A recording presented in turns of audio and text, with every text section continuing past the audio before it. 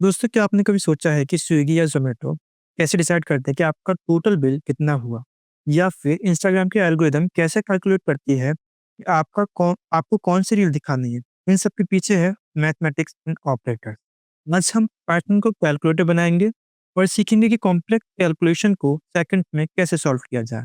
तो सबसे पहले आ जाते हैं बेसिक यानी कि फंडामेंटल्स स्कूल पर, जो हम बचपन से देखते आ रहे हैं। एडिशन ऐड करने के लिए, सब्ट्रैक्शन सब्ट्रैक्ट करने के लिए, मल्टीप्लिकेशन मल्टीप्लाई करने के लिए और डिवीजन डिवाइड करने के लिए। तो मल्टीप्लिकेशन का होता है वो आपको पता ही होगा कि कंप्यूटर के अंदर कुछ ऐसा साइन दिखता है। बाकी हम एक बार प्रैक्टिकल करके देखते हैं इनकी और उसके बाद आगे बढ़ेंगे। तो सबसे पहले आप पाइथन खोल लीजिए, उसमें एक फ़ोल्डर सेलेक्ट कीजिए और मेन फाइल बना लीजिए। तो यहाँ पर हम सबसे पहले एडिशन करके देखते हैं, प्रिंट 2 + 9 या जो भी आप करना चाहें। बाद प्रिंट 2 + 6 सॉरी माइनस करते हैं, 6 - 2 प्रिंट 2 × 6 और प्रिंट 6 डिवाइड बाई 2। हम जैसे ही प्रोग्राम को रन करेंगे हमें रिजल्ट यहाँ पर मिल जाएगा। यहाँ पर एक बात नोटिस करने की चीज़ है कि जो हमारा एडिशन रहा वो इंटीजर आया, तो सब्ट्रैक्शन रहा वो भी इंटीजर रहा और मल्टीप्लिकेशन रहा वो भी इंटीजर। लेकिन जो हमारा डिवीजन रहा वो हमारा फ्लोट के अंदर वैल्यू आया। ये फ्लोट, इंटीजर और ये सब स्ट्रिंग क्या है, अगर आपने नहीं पता है तो मेरी पिछली वाली वीडियो देखिए आप। तो इस चीज़ से हम एक चीज़ नोटिस कर सकते हैं, जो फ्लोट होता है, जो डिवीजन होता है उसका जो डिफ़ॉल्ट टाइप होता है वो फ्लोट होता है। पर अगर क्या हो कि आपको केवल इंटीजर चाहिए हो, तो आप क्या कर सकते हैं? उसके लिए एक नया ऑपरेटर होता है पाइथन के अंदर जो कुछ ऐसा दिखता है। डिवीज़न की तरह ही, लेकिन ये डबल स्लैश के साथ आता है कुछ। ये बेसिकली करता क्या है, ये जो भी डेसिमल वैल्यू होती है, उसको इग्नोर कर देता है और केवल हमें इंटीजर वैल्यू देता है। चलिए एक बार प्रैक्टिस करके देखते हैं, क्या हो?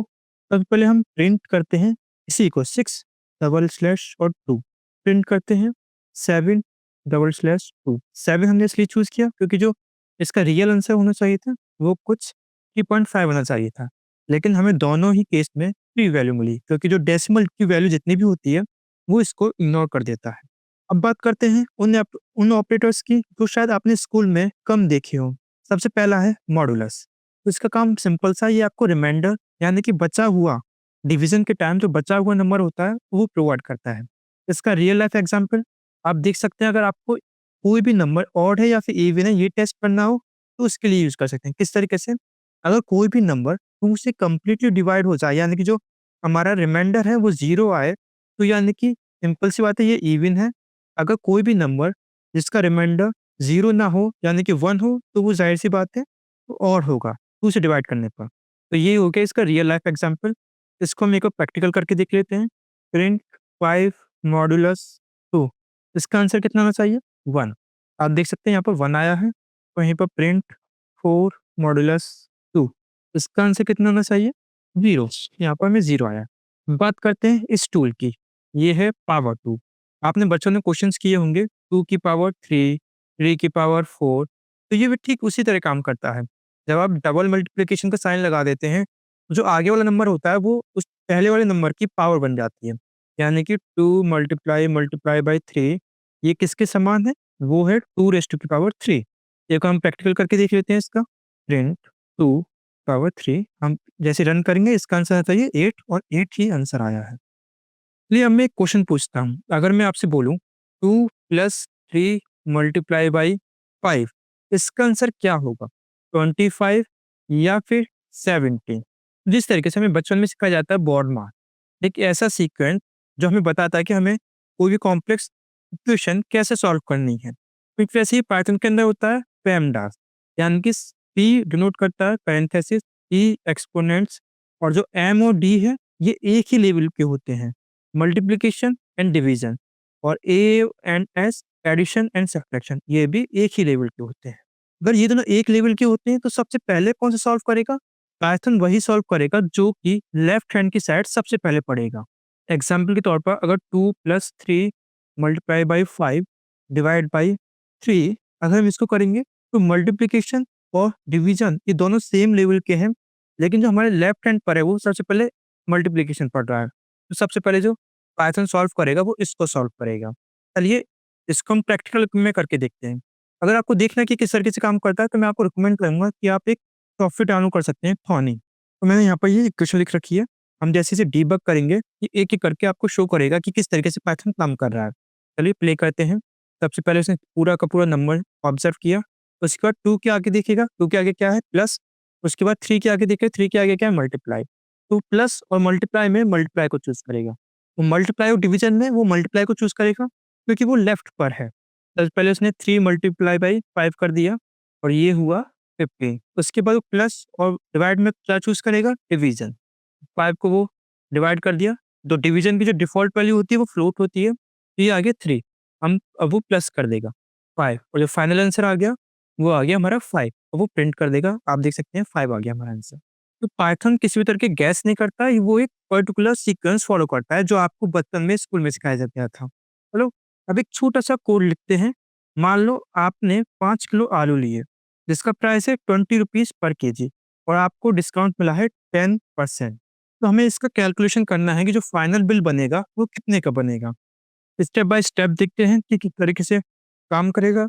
सबसे पहले हम टोटल कॉस्ट निकालेंगे, यानी कि जितने रुपए पर केजी प्राइस है, उसको हमने जितना लिया है यानी कि क्वांटिटी से मल्टीप्लाई कर देंगे। उससे हमें पता चल जाएगा कि हमारा टोटल बिल कितना रहा।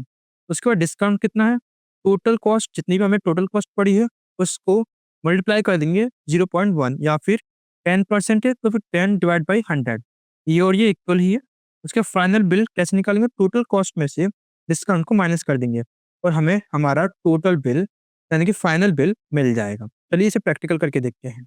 ना पाइथन खोलते हैं और इसको क्लियर करते हैं और सबसे पहले एक वेरिएबल बनाते हैं प्राइस पर केजी, ओके, जो है ₹20। उसके बाद एक और वेरिएबल बनाते हैं क्वांटिटी, हम कितनी क्वांटिटी खरीद रहे हैं, हमने लिख दिया 5 केजी। और टोटल कॉस्ट कितना हुआ, टोटल कॉस्ट कितना आएगा, प्राइस पर केजी को मल्टीप्लाई कर देंगे किससे, क्वांटिटी से। सिंपल सी कैलकुलेशन है बहुत, अगर कुछ समझना है तो कमेंट में लिखना ना भूलें। अब निकालते हैं डिस्काउंट, डिस्काउंट हमें 10%, तो टोटल कॉस्ट मल्टीप्लाई कर देंगे हम 10% से यानी कि 0.10। इसके बाद जो फाइनल बिल रहेगा हमारा, वो कुछ टोटल कॉस्ट में से हम अपना डिस्काउंट को माइनस कर देंगे और उसको प्रिंट कर देंगे। Print final bill is plus final bill. जैसे हम रन करेंगे, अरे ये क्या, ये तो एरर बोल रहा है। अब देखेंगे ठीक से यहाँ पर, तो आप फाइंड कर पाएंगे कि आखिर क्या प्रॉब्लम हो रही है। हम बेसिकली ऐड कर रहे हैं तो अलग-अलग टाइप के डेटा को। जो पहला है वो स्ट्रिंग है और जो दूसरा है वो है फ्लोट। फ्लोट क्यों है? क्योंकि हमने यहाँ पर 0.10 से मल्टीप्लाई किया है और लेकिन हमें ऐड करने के लिए हमें सेम डेटा टाइप चाहिए, तो फिर हम इसको स्ट्रिंग में कन्वर्ट करना होगा। स्ट्रिंग में कैसे कन्वर्ट करते हैं? एसटीआर, उससे हम पास कर देते हैं अपने किसी भी इंटीजर को या फिर फ्लोट को। ये यहाँ पर हमने स्ट्रिंग में कन्वर्ट कर दिया और ये आपको नहीं पता है तो आप अब मेरी पिछली वाली वीडियो ज़रूर देखें और रन कर देंगे। जैसे मैंने रन किया, हमें फाइनल आंसर मिल चुका है, फाइनल बिल इज़ ₹90।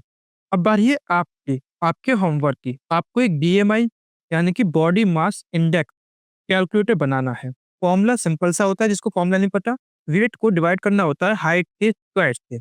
पर ख्याल रखें, जो वेट है वो हमेशा केजी में होना चाहिए और जो हाइट है वो हमेशा मीटर में होना चाहिए। बनाना कैसा है, सबसे पहले तो आपको यूजर से वेट पूछना है कि उसका वेट कितना है।